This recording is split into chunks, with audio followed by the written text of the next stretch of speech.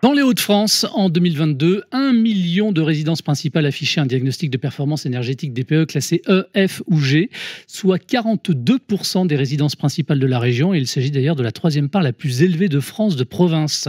Bienvenue sur les antennes de Bâti Radio et Radio Territoria. Nous sommes ravis de pouvoir vous présenter cette deuxième date de la tournée régionale Réno Tour. En attendant le forum Réno Days, qui pour rappel aura lieu les 7 et 8 octobre prochains. Ce sera à Paris, porte de Versailles. Nous sommes ici à Lille et en public dans les locaux du campus ESPI, l'École supérieure des professions immobilières. Un lieu évidemment idéal pour discuter des enjeux de la rénovation énergétique. Ancien restaurant Flunch pendant près de 30 ans. La performance énergétique a été au cœur de la rénovation des lieux. Et on va en parler justement à l'occasion de cette deuxième table ronde avec un public qui peut s'applaudir. Voilà.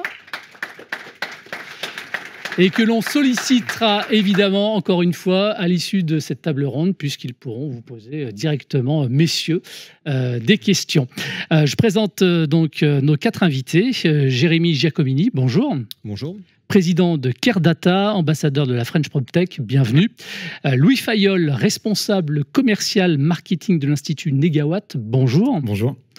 Simon Desac, directeur d'agence Nord de France, intrapreneur chez Océlis Group français.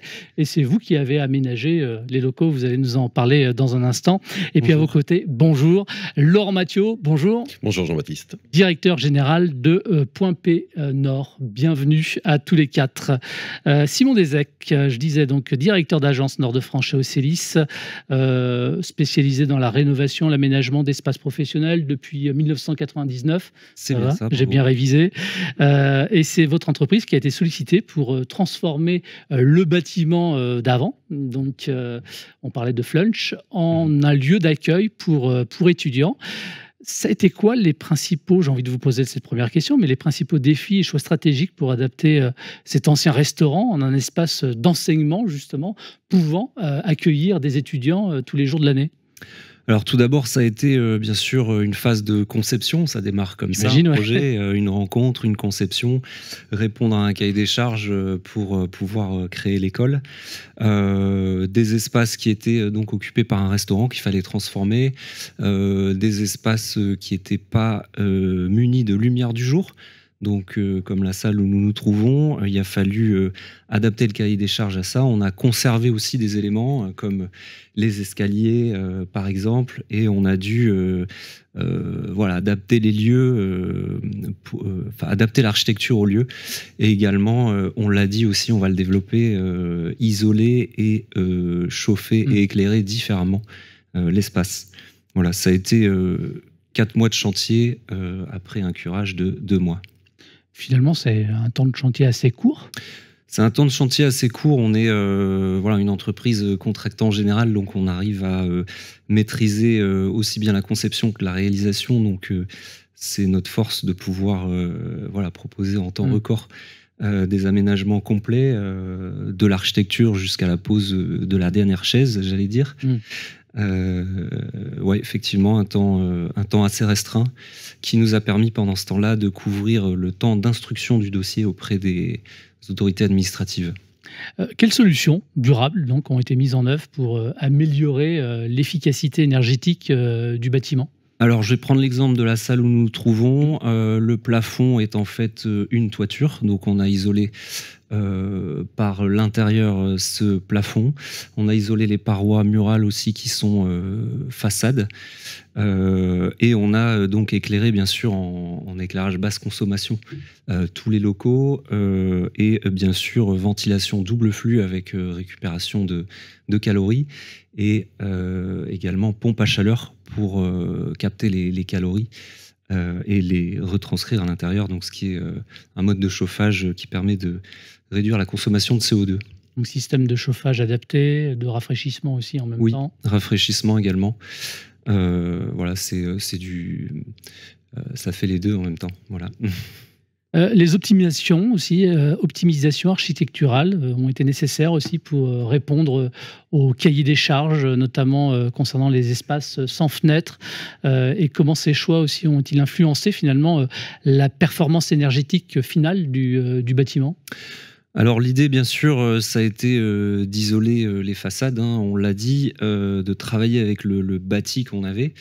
Le bailleur part ailleurs dans le futur, a un projet d'isolation par l'extérieur pour redonner une autre image au bâtiment également. Donc l'enveloppe thermique sera améliorée dans le futur, on l'a pris en compte dans nos projets. Voilà, ça a été ce qui a guidé nos choix, c'est effectivement isoler tout ce qu'on pouvait et puis après ce sera couronné par l'isolation par l'extérieur du bâtiment. Et en termes de consommation d'énergie, vous avez une vision claire de ce nouveau bâtiment? Alors, oui, on a une vision qui sera, comment dire, actée un peu plus tard. Il nous faut du recul, Jean-Baptiste. L'école a ouvert il y a à peu près 1 an, donc c'est encore trop court pour le dire, mais comme tout a été fait, tout a été pensé pour, on peut déjà dire qu'on aura des retours très positifs. Merci. Voilà. Jérémy Giacomini, vous êtes président de CareData, ambassadeur de la French PropTech. CareData, avec le mot care, donc le mot soin. Et puis, il y a une histoire aussi de QR code pour tracer, historiser, partager les données des bâtiments. C'est tout ça, CareData? C'est parfait, c'est exactement ça. C'est pas que des bâtiments, parce que c'est plutôt c'est une suite digitale qui est basée sur un modèle de données innovant qui permet de facilement donner du sens à de la donnée, de la collecter et de la partager. Et donc par rapport à ce que vous disiez, voilà, le cas d'usage qu'on peut citer dans l'immobilier, dans la maintenance, dans l'entretien des bâtiments, ça va être de pouvoir suivre tout ce qui se passe en termes de passage sur l'entretien, les travaux du bâtiment. Mais typiquement, je prends le cas d'un syndic. Aujourd'hui, il est bien incapable, je connais le métier pour l'avoir un peu pratiqué dans mes expériences précédentes, il est bien incapable de dire à ses clients le jour de l'Assemblée Générale ou à n'importe quel moment si le paysagiste il est bien passé 5 fois conformément au contrat, est-ce qu'il y a bien eu les 3 tontes, est-ce qu'il y a bien eu telle taille d'arbuste, est-ce que la femme de ménage passe bien 2 fois par semaine. C'est quand même assez... tout ce qui ne laisse pas de traces, encore plus que ce qui en laisse, comme les étiquettes des extincteurs. Tout ça, on permet de donner du sens par un QR code à ces objets ou à ces passages. Et puis chaque passage ensuite est partagé, alerte les différentes parties prenantes et constitue un reporting finalement où à la fin de l'année, le syndic peut fournir un rapport de tout ce qui s'est passé sur l'immeuble. Donc, il donne de la confiance à ses clients, il justifie ses honoraires, il montre qu'il a vraiment fait le travail. Donc ça, c'est un des cas d'usage, peut-être le plus complexe parce qu'il y a beaucoup de parties prenantes, mais il y en a beaucoup d'autres sur lesquels on peut revenir et qui sont plus en lien encore avec ce sujet de rénovation et comment on met de l'impact, comment on fait baisser l'impact carbone notamment. Alors, le QR code, c'est une techno qui est relativement simple finalement. Comment est-ce que votre techno assure cette traçabilité de l'origine des matériaux utilisés dans les projets, par exemple, de rénovation énergétique ? Par exemple, aujourd'hui, mon premier client, c'est une filiale de Rabot du Tilleul, voilà, sur la région, un gros constructeur, promoteur, qui aujourd'hui lance une plateforme de réemploi. C'est justement un des sujets majeurs aujourd'hui. Comment j'évite d'utiliser des matériaux neufs avec un impact carbone fort. Le sujet, c'est la déconstruction, comment je récupère le maximum de matériaux lors d'une déconstruction. Et ces matériaux, avec ma solution, on va pouvoir leur donner un sens. C'est un IPN, c'est des isolants, c'est des câbles, c'est des portes de bureaux qu'on ne va pas jeter à la benne, mais qu'on va réutiliser, réemployer. Et donc, on va, dès le début de la déconstruction, identifier ces matériaux, dire ce qu'on connaît du site. Par exemple, on aurait pu dire ici que les matériaux récupérés, c'était un ancien flunch, qu'ils ont été utilisés pendant tant d'années, etc. Puis on va remettre a priori leur bilan carbone à 0, puisque c'est une deuxième vie, donc il a été consommé, ce bilan, c'est bon. Et là, on va suivre toutes les manipulations qui vont avoir lieu, le transport, le reconditionnement, justement, jusqu'à leur destination nouvelle, et pouvoir fournir une carte d'identité, finalement, avec un bilan carbone qui sera enrichi petit à petit, mais très faiblement, comparativement, encore une fois, à un matériau neuf. Et il pourra rentrer, grâce à ces fiches d'identité, dans le bilan carbone de la nouvelle opération et justifier cette démarche de réemploi. Voilà. Alors, on peut parler d'un projet qui a été mené à bien, je pense à Tourcoing. On en a parlé ensemble en préparant cette table ronde, pour parler finalement de la prolongation de la durée de vie des équipements. Comment votre techno répond à cet enjeu-là ? C'est effectivement un enjeu à long terme, puisque la donnée, elle a un impact dans le contrôle immédiat. Comme je vous dis, vous savez qui est passé à telle heure sur telle action, mais si vous historisez tout ça, une bonne maintenance avec les bons actes au bon moment, on est dans le préventif plutôt que le curatif, et on peut identifier individuellement chacun des équipements du bâtiment. L'exemple que vous citiez, c'est effectivement une société d'économie mixte qui gère un parc de bâtiments tertiaires collectifs, et qui gère notamment en termes d'équipement des chaudières. Il me disait que sur l'ensemble des chaudières qu'ils vont gérer, ils appliquent une date de renouvellement théorique, et une chaudière, c'est 10 ans, je l'ai appris. Et donc, tous les 10 ans, ils changent toutes leurs chaudières. Mais ils savent très bien qu'au bout de 8 ans, une de ces chaudières a fait l'objet d'un quasi-remplacement, parce qu'il y a eu une panne, donc ils ont presque tout changé. Mais quand vous le savez, on a des factures. Et c'est quelle chaudière? On ne sait pas. Donc 2 ans après, la chaudière, elle sera changée complètement, et jetée. Donc en fait, c'est assez aberrant d'un point de vue impact consommation de matières premières, mais également économique, tout simplement, puisqu'il suffirait de l'identifier, de dire je la sors du renouvellement. Et à ce moment-là, elle continue sa vie pour 10 ans encore. Potentiellement, les autres, au lieu de 10 ans, on peut tenter de les faire durer 1 an, 2 ans de plus, de voir ce qui se passe, parce qu'on a la donnée pour l'analyser. Donc voilà comment on peut se projeter. Au démarrage, évidemment, ce cas-là, je ne peux pas le prouver, mais ma solution permet d'isoler vraiment ce suivi et d'avoir une vision à la fois globale et unitaire. Et avec un simple QR code. Le QR code, c'est le moyen, si vous voulez. Oui. C'est la technologie de base. Parce mais que ça permet d'identifier chaque appareil. Voilà, le but, c'est que ce soit low-tech. C'est encore une fois, si on veut être dans la sobriété, dans l'impact positif, la tech, elle n'est pas forcément dans des choses très poussées, la deep tech, l'IA. Là, on est sur de l'usage d'un QR code qui avait, pour le coup, quasiment disparu avant le Covid, qui est revenu en force. On a vu tous les usages qu'on pouvait en faire. C'est un des usages du QR code. Mais ça pourrait être autre chose demain. L'important, encore une fois, c'est le modèle de données, c'est cette facilité à gérer de la donnée, la partager, la décloisonner. Puisqu'aujourd'hui, on me dit notamment sur les prestataires que je peux rencontrer, oui, mais nous, on produit des rapports, on donne des rapports à nos clients dans des extranets. Je dis, mettez-vous à la place du syndic qui, effectivement, a peut-être, en termes de nettoyage sur son parc, 5 prestataires. Donc autant d'extranets, et il doit rentrer dans chacun des extranets pour aller regarder chacun des rapports. Il ne le fait pas. Donc en fait, il y a une incompréhension. Le syndic, il a besoin d'une vision décloisonnée, et donc moi je décloisonne la donnée, et on met que de la donnée utile, qui peut être complétée par des rapports, effectivement, beaucoup plus poussés, mais qui deviennent du coup utiles, et qui ne sont pas stockés, archivés, cachés, et donc inutiles. Et vous avez un impact direct sur la réduction, par exemple, de l'empreinte carbone avec ce type d'exemple. Exactement, qu'on peut mesurer en plus. C'est ça qui est important, la donnée permet de prouver. Louis Fayolle, responsable commercial et marketing de l'Institut Négawatt. Comment l'Institut Négawatt accompagne justement les collectivités dans leurs projets de rénovation énergétique, notamment à travers une initiative dont vous allez nous parler, qui s'appelle le Planissimo? Alors, on a développé une application qui permet aux collectivités de reprendre la main sur leur stratégie d'investissement dans la rénovation des bâtiments tertiaires. On a aujourd'hui des collectivités qui souvent subissent les travaux et les besoins en maintenance des bâtiments, et donc ils font un saupoudrage de leurs moyens d'investissement sur les différents bâtiments, et on se retrouve avec parfois des investissements qui ne sont pas très efficaces à court et à moyen terme. Et comme depuis 2019, il y a le décret tertiaire qui pousse à avoir des obligations d'économie d'énergie sur les bâtiments qui sont assez fortes. C'est 40% en 2030, 50% en 2040 et 60% de baisse de consommation d'énergie en 2050.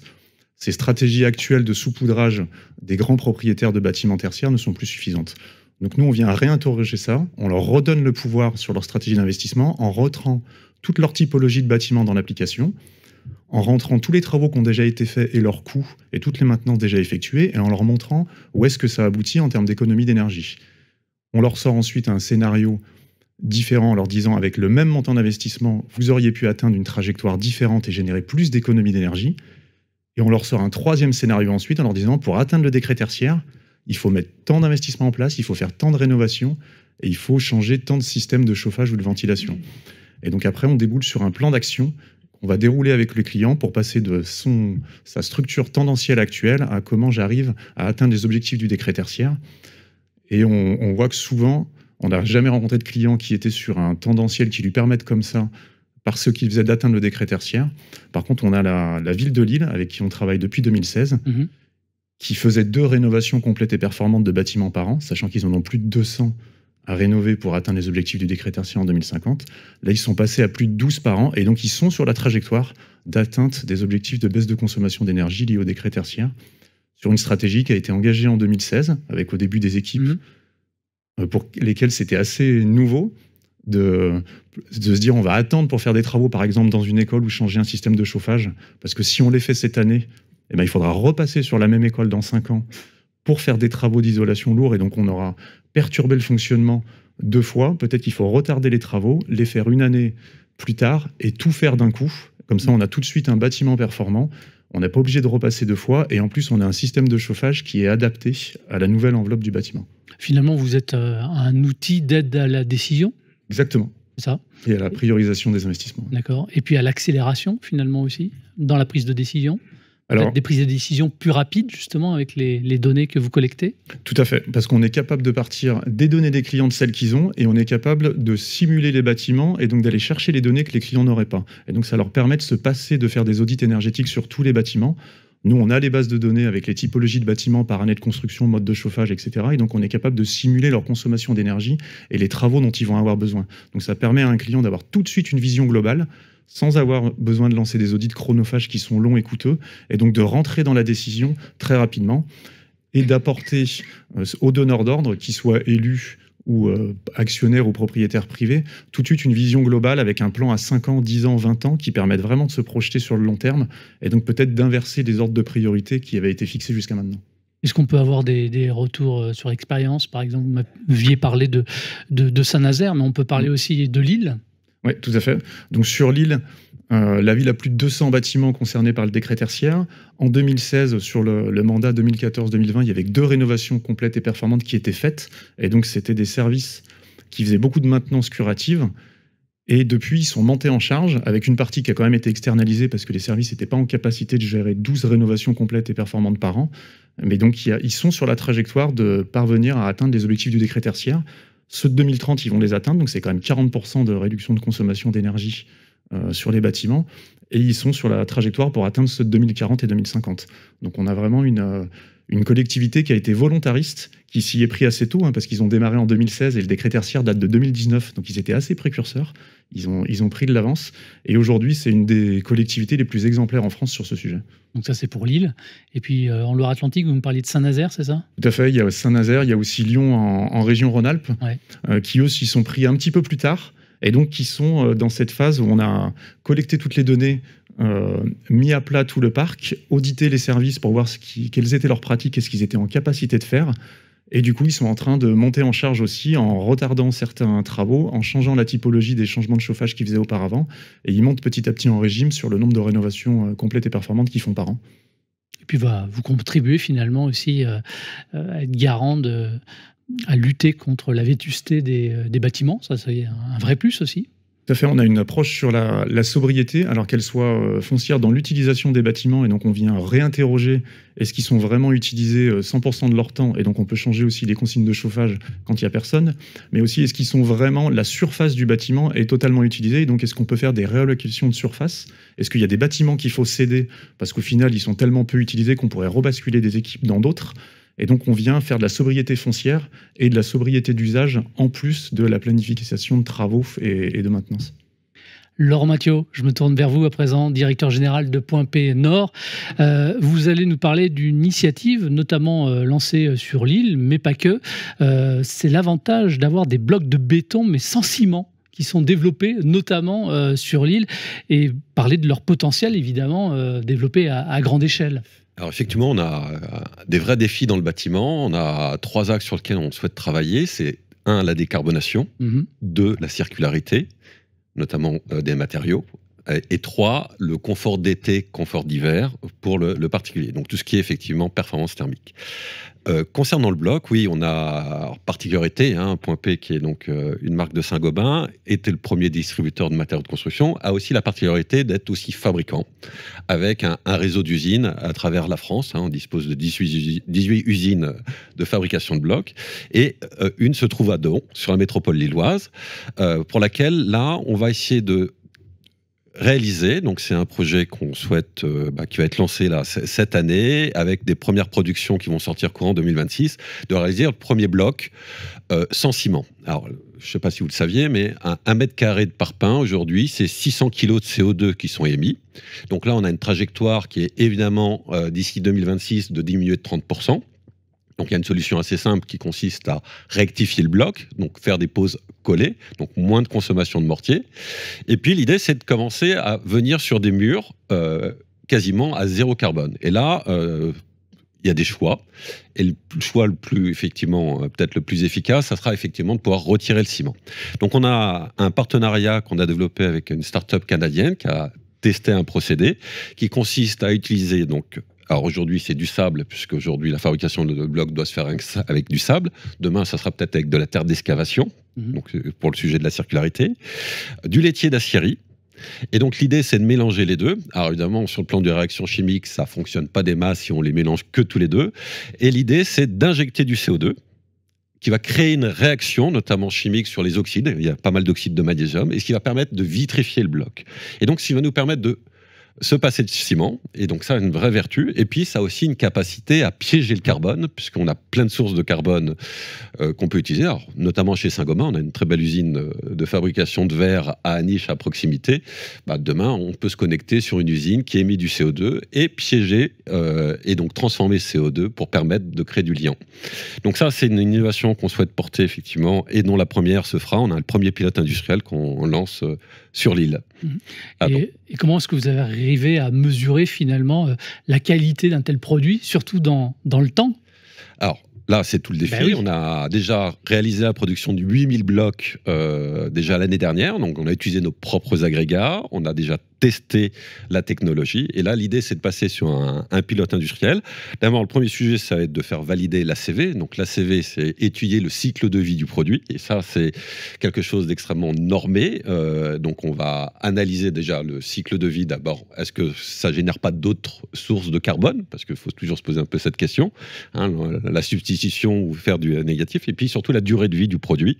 Là, il y a toutes sortes de tests qu'on fait avec le CSTB. Donc il y aura un ATEX derrière pour accompagner effectivement la commercialisation de ce produit. Et puisqu'on parle d'innovation, vous avez aussi recours à l'utilisation de la réalité virtuelle pour former les artisans à la rénovation énergétique. Concrètement, ça fonctionne comment? Et est-ce que ça fonctionne déjà? Alors, on a testé ça l'année dernière. On a fait une espèce de... un peu comme le Renault Tour de Renault Days. On a fait les 4 coins de la France avec... Ça s'appelait le roadshow autour de la rénovation énergétique.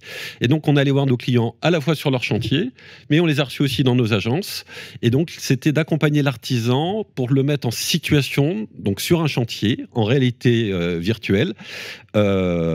Et donc, ça lui permet de tester différents types d'ouvrages et de regarder si, effectivement, il a bien réalisé son chantier. Est-ce qu'il y a des pièges qui peuvent lui faire louper notamment un C2E? Parce que s'il n'a pas eu le bon geste de l'art, ça ne marche pas. Donc, aujourd'hui, on a 5 ouvrages qui fonctionnent bien. C'est l'aménagement des combles perdus, l'aménagement des combles déjà aménagés, l'ITI, donc isolation thermique par l'intérieur, ITE, isolation thermique par l'extérieur, et puis tout ce qui est remplacement de menuiserie, donc en rénovation. Donc l'idée, c'est de le mettre en situation, aller chercher pour lui les éléments du DTU, et puis ce qui est assez intéressant, et c'est là où on a un petit défi, c'est de permettre aussi d'accompagner nos artisans, ceux qui ne sont pas encore RGE, pour les aider à sauter le pas, et découvrir effectivement tout ce qui est réglementation, et de commencer un peu à les former. Et donc là, cette année, on va redévelopper d'autres ouvrages. On a des sujets notamment d'isolation thermique par extérieur avec des isolants biosourcés. Donc, c'est ce qu'on va tester prochainement. Et puis, tout ce qui est rénovation de menuiserie, mais là, on dépose total. Et là, il y a quelques gestes importants où il ne faut pas se tromper, effectivement, en termes de rénovation. Est-ce qu'on dit un mot aussi sur le simulateur de performance énergétique? Comment est-ce qu'il permet d'améliorer notamment les projets de rénovation? Et surtout, est-ce que vous avez des retours? Alors, le simulateur, oui, on a quelques retours, puisque c'est un simulateur qui a été créé en 2015, donc on commence à avoir déjà un peu plus de 10 ans d'expérience, qui continue à franchir pas mal d'étapes. Alors, comment ça fonctionne? C'est effectivement une plateforme digitale pour laquelle en 30 minutes, vous pouvez faire, par un jeu de questions, vous interroger effectivement sur la situation de votre habitat. Alors après, je vois qu'il y a des fois, il y a des données historiques. Je prends souvent l'exemple là, pour l'île des maisons 1930. On va analyser effectivement, c'est quoi les points saillants, et donc on va analyser déjà l'exposition du bien, où est-ce qu'on a des risques de déperdition thermique, alors souvent toiture, façade et évidemment par plancher au niveau de la cave, et ce simulateur très rapidement va générer la performance thermique, et en plus il a été validé hier par le CSTB sur notamment le diagnostic de la performance thermique réglementaire, et donc ça nous permet de sortir tout de suite la classe. Et puis la deuxième étape, c'est une préco avec 3 types de scénarios qui va être proposé à l'artisan, mais l'artisan pourra aussi présenter aux particuliers sur des solutions qui permettent de faire ces sauts de classe en prenant en compte la partie économique d'une part, parce qu'on peut trouver des solutions économiques, notamment sur des isolants, ou si on souhaite des isolants plus biosourcés, mais qui sont un peu plus coûteux, de savoir comment on les intègre, et puis d'aller chercher les aides, puisqu'on propose les aides en même temps. Et justement, puisque vous parlez des aides, on peut parler de CapRénov+, qui facilite la simulation des travaux et l'accès justement aux différentes aides. Exactement, on a 2000 aides qui sont référencées, qu'on met à jour régulièrement. On se rapproche de nos différents partenaires. Je voyais que tout à l'heure, précédente table ronde, il y avait Amélio. Les aides de l'Amélio sont reprises, celles de l'ANA évidemment. Et puis on analyse effectivement, en fonction des revenus du client, du particulier concerné par le chantier, effectivement, sa capacité à être éligible. Je posais une question tout à l'heure pour savoir comment est-ce qu'on pouvait fédérer, se faire rencontrer aussi les artisans, les collectivités. De la même manière, comment est-ce qu'on favorise la collaboration entre les startups, les grands groupes, les collectivités pour accélérer toujours cette volonté d'accélérer la transition énergétique du ou des bâtiments? Alors, mon premier élément de réponse, c'est déjà un plaisir de pouvoir se rencontrer. Déjà, des événements et ce type d'initiative nous permet de rencontrer. Elle y participe, oui. D'y participer. Je pense qu'il faut qu'on soit curieux. On va avoir un défi tous pour notre planète, à comment changer notre façon de travailler, comment faire évoluer nos procédés. On a un défi pour nos artisans, parce que c'est vrai qu'on a beaucoup de difficultés à trouver de la main-d'œuvre pour réaliser tous ces chantiers. Je pense qu'il faut éviter de changer le geste de l'artisan, donc trouver des solutions qui reprennent le geste de l'artisan pour essayer de l'accompagner et puis de le sensibiliser. Simon, c'est présent. C'est important d'être présent pour vous sur ce type d'événement, justement, qui permet de se faire rencontrer les différents acteurs de la filière. Tout à fait, c'est important. On peut aussi... moi, je représente la partie tertiaire. Je sais qu'il y a aussi des acteurs tertiaires ici. On a parlé beaucoup du logement dans les tables rondes, mais c'est très important de le mettre en avant. C'est déjà une exigence auprès des investisseurs qui sont obligés via le décret tertiaire. On a parlé aussi, on a eu le C2E dans la précédente table ronde qui parlait également de réemploi de matériaux biosourcés. On en a parlé aussi ici. Chez Ocelis, on identifie les projets dès la conception, puisque ça se joue en conception. La partie chantier, on appelle ça chantier vert chez nous. Dès la conception, ça doit être pris en compte pour pouvoir sourcer les matériaux et pour pouvoir aussi proposer des solutions qui vont dans le bon sens pour le décret tertiaire. Donc tous les acteurs réunis, effectivement, nous permettent d'y arriver. Jérémy ? Je vais parler plutôt au nom de la French PropTech. Du coup, effectivement, donc la French PropTech, c'est une association nationale qui est organisée en ambassade régionale que j'ai commencé, on va dire, à relancer avec un ou deux partenaires l'année dernière. Elle n'avait jamais vraiment pris dans les Hauts-de-France, alors que pourtant, c'est un territoire qui a la technologie en termes de start-up. Les premières start-up de France viennent de la région. Il y a un bassin avec l'immobilier, la ville, tout ce qui se passe aujourd'hui, on en a parlé depuis tout à l'heure, qui est très riche. Donc au-delà de la filière même, moi je parlerais d'écosystème en fait. Et le but de la French PropTech, c'est d'animer, d'être un des animateurs de cet écosystème et de se dire que les startups, ou plutôt les nouvelles entreprises, les nouveaux entrants, puisqu'en fait startup aujourd'hui c'est presque parfois un peu connoté négativement sur des principes de valorisation d'investissement, mais les vrais entrepreneurs qui rentrent par la tech créent des startups de fait. Et ces startups, elles ont besoin de clients, elles ont besoin de confiance et elles ont besoin d'aller vite.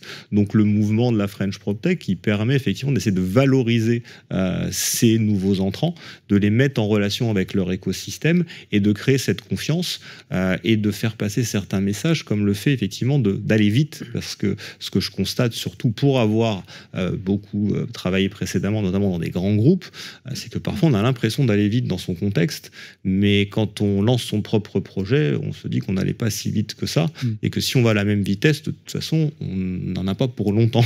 Donc l'appel que je fais au niveau de la French PropTech, c'est plutôt de se dire, faisons-nous confiance, allons vite, et il faut se lancer, il ne faut pas passer par X réunions, il faut y aller, il faut mettre des petits budgets, il faut des fois même pas en mettre, mais il faut tester, il faut se faire confiance, et en fait avec la richesse du territoire et de l'écosystème, je pense qu'il y a vraiment de quoi faire des choses.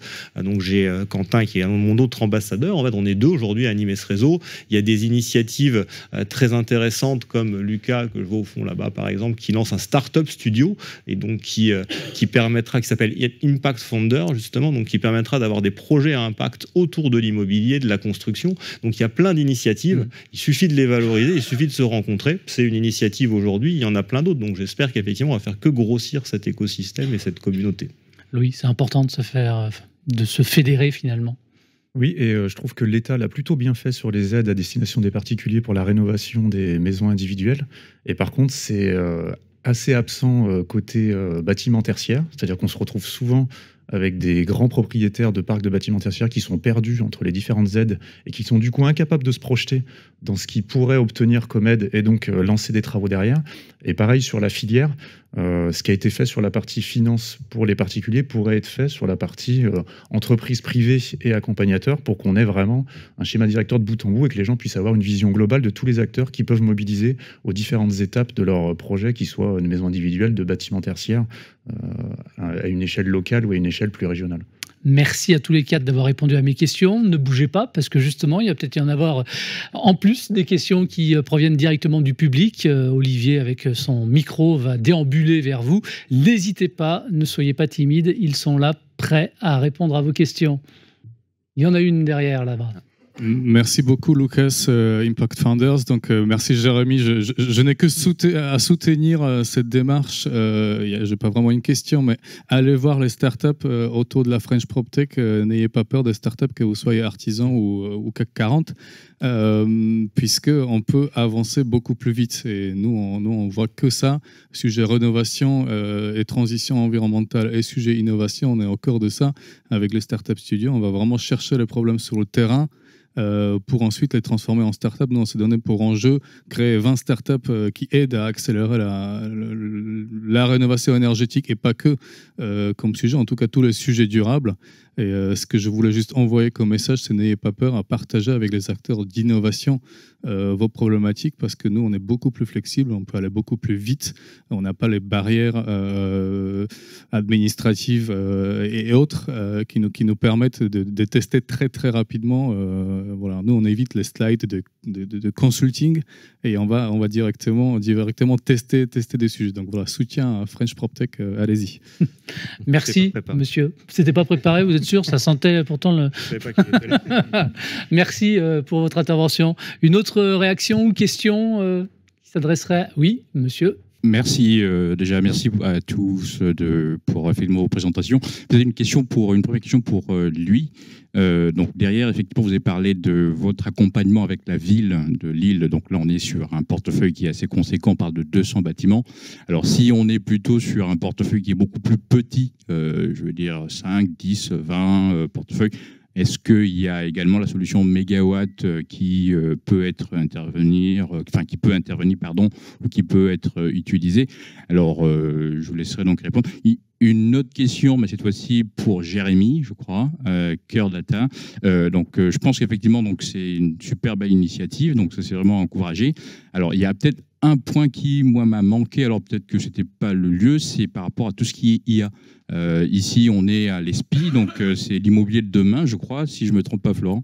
Donc, est-ce que cette partie IA, peut-être c'est pas uniquement pour vous, du coup, peut-être pour tout le monde, est-ce que cette partie-là, elle est un peu, prise en compte ou regardée ou pas du tout? Enfin, voilà, grosso modo, les rapides questions que j'avais. Merci. Bon, on répond à la première question et après on parlera de l'intelligence artificielle. Alors sur les petits parcs, sur des parcs d'une vingtaine de bâtiments, oui, on peut accompagner, on a des solutions. Sur des parcs de 5 ou moins de bâtiments, pas forcément, parce que les audits qui peuvent être faits ne sont pas très chers, et donc on va pouvoir fonctionner bâtiment par bâtiment, comme beaucoup de propriétaires le font aujourd'hui. Donc il n'y a pas forcément d'intérêt à avoir une vision plus exhaustive à l'échelle du parc quand on a moins de 10 bâtiments. Sur l'IA, oui, c'est des choses qu'on utilise, qui permettent d'accélérer le traitement de la donnée. Après, il faut aussi faire attention à la manière dont on les utilise, pour qu'on soit sûr du résultat. Et donc, pour l'instant, on est en train d'accélérer le traitement de la donnée. On ne l'a pas complètement non plus automatisé, pour être sûr que derrière les plans d'action qui en découlent et les conseils sur lesquels qu'on donne se basent bien sur de la donnée certifiée par de l'humain. Jérémy, est-ce que vous avez recours aussi dans la collecte de données à l'IA ? Pas dans la collecte aujourd'hui, mais justement, l'IA, évidemment, qu'elle est importante, elle est utilisée par beaucoup d'acteurs. Pour moi, c'est un moyen et pas une finalité. Et par rapport à ma propre solution, il y a déjà besoin d'avoir de la donnée pour faire de l'IA. L'IA, elle consomme de la donnée, donc évidemment que dans ma propre trajectoire, l'IA va avoir sa place rapidement, mais il faut commencer par mettre en place la solution, pouvoir collecter cette donnée pour ensuite faire travailler l'IA. Et de façon globale, en fait, je pense qu'aujourd'hui, par rapport notamment à votre question sur les artisans, les plus petits acteurs, etc., moi j'ai pu accompagner un agent immobilier l'année dernière par rapport à une démarche de consulting, et je me suis rendu compte qu'un tout petit, un indépendant, aujourd'hui, il a peut-être plus de moyens il n'a pas beaucoup de moyens forcément à déployer, mais il a des solutions qui ne coûtent pas très cher, parce que l'IA, elle est déjà dans une phase finalement d'amortissement sur des choses assez simples, comme des évolutions autour de l'IA générative, et elle peut aider un petit agent immobilier, par exemple, à faire plein de choses beaucoup plus vite, et finalement, il va prendre sa décision, parce qu'il est indépendant, parce que c'est lui qui décide, beaucoup plus vite, justement, qu'un grand groupe qui veut se lancer dans l'IA, avec on va faire un projet IA. Souvent, il y a une telle inertie que le temps que ça descende sur le terrain, il ne va pas se passer grand-chose avant un moment, alors que le petit artisan, en quelques semaines ou quelques mois, il prend sa solution, il y va, il fonce, et en fait, il va tout de suite avoir un gain. Donc je pense qu'aujourd'hui, ceux qui ont le plus à gagner, par l'IA notamment, ça va être les petits, parce qu'ils vont aller vite, et ils ne vont pas s'embêter à réfléchir trop longtemps, ils vont foncer, ils vont avoir les gains très rapidement. Donc l'IA, oui, elle est disponible, elle est utilisée par quasiment tout le monde aujourd'hui. Et les solutions, les startups viennent pas aujourd'hui sur l'IA pure, parce que voilà, après on est dans la recherche, on est dans d'énormes moyens. Donc ce qu'on fédère aujourd'hui, c'est plus quel usage on crée avec l'IA comme une brique technologique finalement de la solution qu'on propose. Oui, c'est la question qui revient souvent. Quel usage on en fait de l'IA? Et on pourra faire un sujet un jour, pourquoi pas, sur l'IA et la rénovation énergétique. C'est un vrai sujet qui se pose. Merci à tous les quatre d'avoir répondu à mes questions. Merci également au public. Merci de nous avoir suivis. On va faire une petite courte pause et on revient dans un instant. On va parler formation, on va parler reconversion également professionnelle. Tout ça autour de la rénovation énergétique. Merci de votre fidélité et à très vite.